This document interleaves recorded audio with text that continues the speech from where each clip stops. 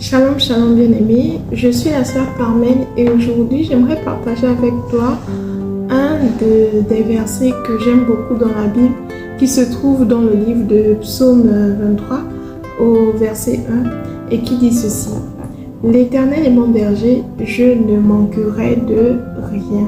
Alors c'est un verset que nous les chrétiens aimons beaucoup proclamer. C'est un verset que nous aimons déclarer, que nous aimons, qui appuie beaucoup nos prières. Et ce verset, j'aimerais le partager avec toi. Pourquoi?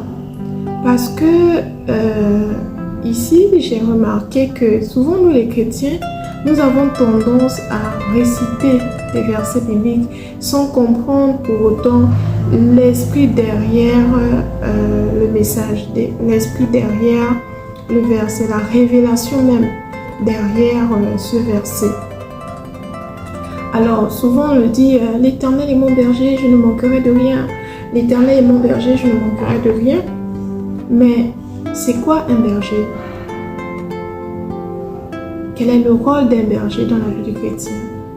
Le berger, c'est celui-là qui recoupe, c'est celui-là qui rassemble, c'est celui-là qui protège. Le berger a plusieurs fonctions. Il pourvoit aux besoins de son troupeau. Il conduit son troupeau. D'accord? Il protège son troupeau contre d'éventuels dangers. Et il nourrit également son troupeau. En tout cas, le berger, il a tellement de fonctions. Mais lorsque nous nous mettons à proclamer ce verset, est-ce que nous essayons de faire une introspection sur nous?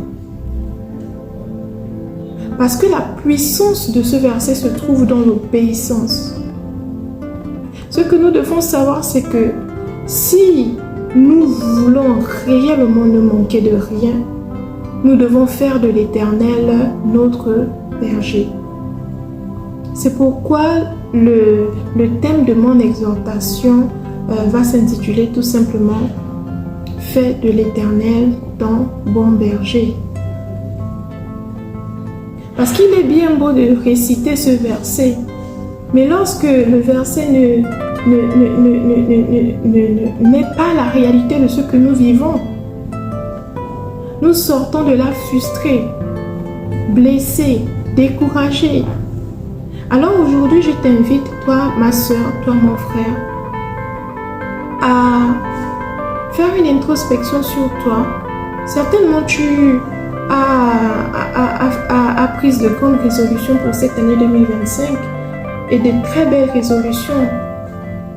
Mais si tu ne fais pas de l'Éternel ton berger, si nous ne faisons pas de l'Éternel notre berger, mais nous allons toujours manquer de tout. Nous allons manquer de paix, de joie, d'amour. Nous ne serons pas des chrétiens épanouis, des chrétiens stables. D'accord? Alors pour finir, je veux tout simplement t'inciter à lire Jean 10 au verset 14 qui dit ceci: Je suis le bon berger. Je reconnais mes brebis et mes brebis me reconnaissent. D'accord? Mes brebis me reconnaissent. Et l'Éternel nous dit ici qu'il est le seul et unique, le bon berger. En dehors de lui, il n'y a plus d'autre berger. Alors, nous connaissons les fonctions d'un berger. Si l'Éternel nous dit qu'il est le bon berger, c'est que là dehors, il y en a de mauvais et de très méchants. Des bergers mauvais qui sont là pour faire, pour perdre le peuple de Dieu, pour détruire le peuple de Dieu, pour blesser le peuple de Dieu, pour condamner les brebis. Les brebis ici, c'est toi, c'est moi, c'est ta soeur, c'est ton frère. Amen. Alors pour cette année 2025, ne sois plus naïf. Appuie-toi sur la parole de Dieu pour te diriger. Appuie-toi sur la parole de Dieu pour te conduire, pour prendre des décisions. Appuie-toi sur la parole de Dieu pour t'enseigner, pour t'édifier. Appuie-toi sur la parole de Dieu pour te guérir de tes blessures internes. Appuie-toi également sur la parole de Dieu pour te restaurer, pour t'encourager. Ne mets plus ta confiance en l'homme, mais mets ta confiance en Jésus. Parce qu'il il est le seul qui puisse garantir ton avenir, l'avenir de tes enfants, ton travail.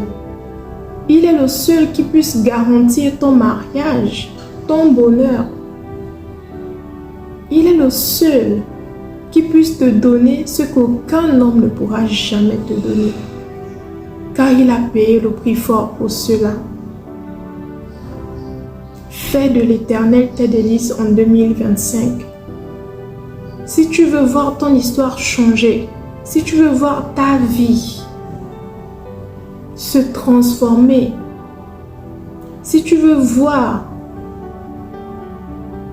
tes prières s'exaucer, fais de Jésus ton berger. Amen. Alors, je vous dis à la semaine prochaine. Que Dieu vous bénisse. Bye bye. Ciao.